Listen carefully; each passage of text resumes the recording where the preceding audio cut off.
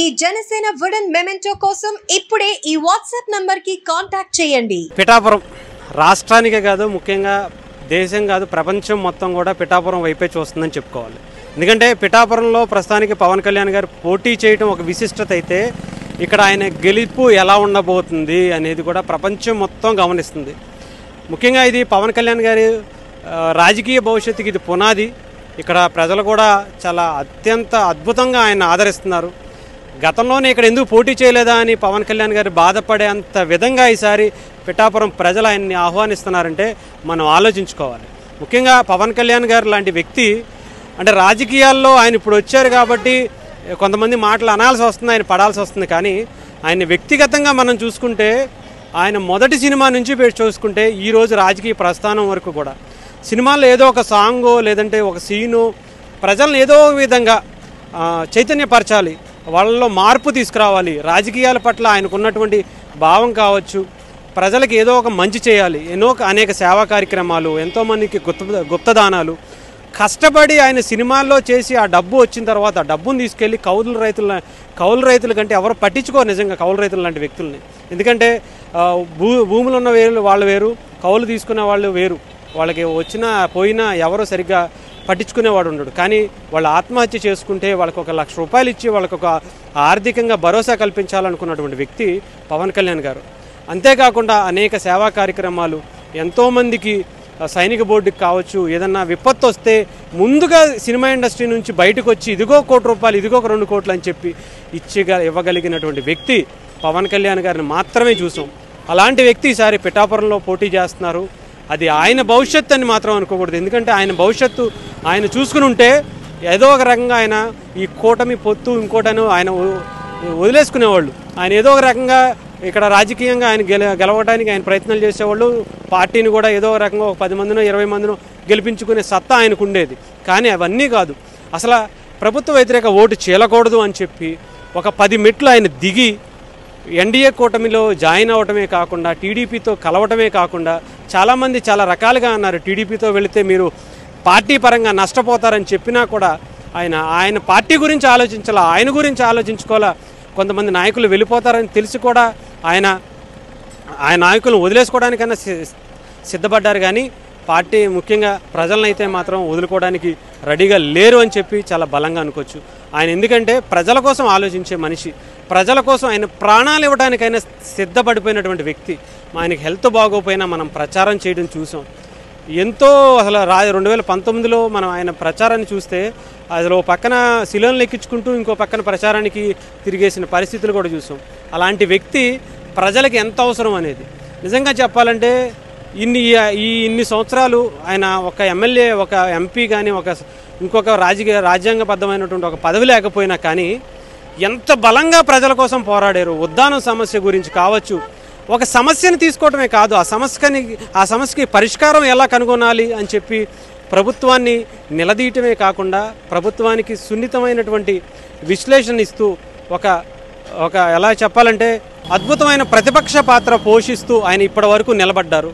ఒక సున్నితమైనటువంటి మనస్తత్వం కలిగిన వ్యక్తి ప్రజలకి ఏదో ఒక విధంగా సహాయపడాలి. దానికి ఎన్నో తిట్లు తిన్నారు, ఫ్యామిలీని వదులుకున్నారు, పిల్లల్ని వదులుకున్నారు, ఇంట్లో భార్యలను ఆయన వైఫ్ని తిట్టించుకున్నారు, పిల్లల్ని తిట్టించుకున్నారు, వాళ్ళ అన్నయ్యని వాళ్ళ తల్లిని తిట్టినా కూడా ఆయన భరించాడంటే కేవలం ప్రజల కోసమే. కొన్ని వేల కోట్లు సంపాదించే అవకాశం ఉంది సినిమా ఇండస్ట్రీలో. నిజంగా చెప్పాలంటే సినిమా ఇండస్ట్రీ మొత్తం అందరూ కూడా పాన్ ఇండియా స్థాయికి వెళ్తుంటే ఆయనేమో పాన్ ఇండియా లెవెల్ని వదిలేసి మన రాష్ట్ర భవిష్యత్తు కోసం ఆయన ఎండనక వాననక కష్టపడి ఆ సొమ్మును కూడా తీసుకొచ్చి ప్రజల కోసం పెడుతున్నటువంటి ఏకైక వ్యక్తి పవన్ కళ్యాణ్ గారు.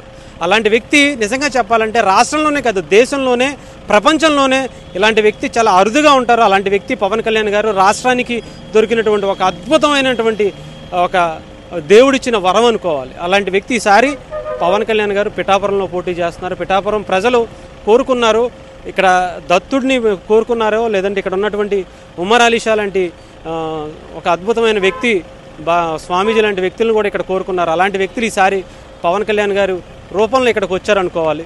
ఆయన గెలవటం ఈసారి ప్రజలకే కాదు, రాష్ట్ర భవిష్యత్తుకే కాదు, దేశ భవిష్యత్తుకి, ముఖ్యంగా యువతకి ఇక్కడ ఉన్నటువంటి సమస్యలు, వైసీపీ ఆయన ఎంత ఇబ్బంది పెట్టినా, వైసీపీ ఆయన్ని సినిమాలు ఆయన ఆర్థికంగా దెబ్బతీయాలని చూసినా అన్నీ కూడా ఆయన తట్టుకుని ఈసారి నిలబడి ప్రజల కోసం మంచి చేయాలని దృఢంగా ఈసారి పిఠాపురంలో పోటీ చేస్తున్నారు. పిఠాపురం ప్రజలు ఆల్రెడీ వాళ్ళు డిసైడ్ అయిపోయారు. ఎన్ని లక్షలు ఇచ్చినా ఎన్ని ఇచ్చినా కానీ ఆయన ఒక మంచి మెజారిటీతో గెలిపించుకునే బాధ్యత పిఠాపురం ప్రజలు తీసుకున్నారు. అసెంబ్లీకి పంపించే బాధ్యత, రాష్ట్ర ప్రజలకు మంచి చేసే బాధ్యతని పిఠాపురం ప్రజలు ఇచ్చారని మాత్రం ఈరోజు డిసైడ్ అయిపోయింది. ఎవరు ఎన్ని చెప్పినా జగన్మోహన్ రెడ్డి గారు లాంటి వ్యక్తి ఆయన ఒక ఎమ్మెల్యే సీటు గెలవకపోయినా కూడా పవన్ కళ్యాణ్ గారిని టార్గెట్ చేసి ప్రచారం రోజు ఆఖరి రోజు కూడా పిఠాపురంలో ఆయన బహిరంగ సభ మీటింగ్ పెట్టగలిగాడు అంటే ఆయన పవన్ కళ్యాణ్ గారిని చూసి ఎంత భయపడుతున్నారనేది కూడా మనం ఆలోచించుకోవాల్సిన అవసరం ఉంది. ఓ పక్క నారా లోకేష్ గారిని కానీ, అటు చంద్రబాబు గారిని కానీ, లేదా ఇంకొక వ్యక్తిని కానీ ఆయన అడ్డుకునే ప్రయత్నం చేయలా, అక్కడికి వెళ్ళి మీటింగులు పెట్టలా. ఒక పిఠాపురమే ఆయన టార్గెట్ చేసి పవన్ కళ్యాణ్ గారిని అసెంబ్లీలో అడుగు పెట్టనివ్వకుండా కొన్ని కోట్ల గుమ్మరించైనా సరే ఆపే ప్రయత్నం చేస్తున్నాడంటే పిఠాపురంలో పవన్ కళ్యాణ్ గారి గెలుపు రాష్ట్రానికి ఎంత అవసరమో ముఖ్యంగా ఆలోచించాలి. ఇక్కడ ఉన్నటువంటి ప్రజలు విజ్ఞతతో ఉన్నారు. ఇలాంటి ప్రజలు నిజంగా రాష్ట్రంలో ఎక్కడా, దేశంలో ఎక్కడా కూడా మనం చూడలేదు. డబ్బుకి ఆశపడకుండా ఈసారి మంచి మెజారిటీతో ఇస్తారని మాత్రం డిసైడ్ అయిపోయింది, మనం చెప్పవసరంలా.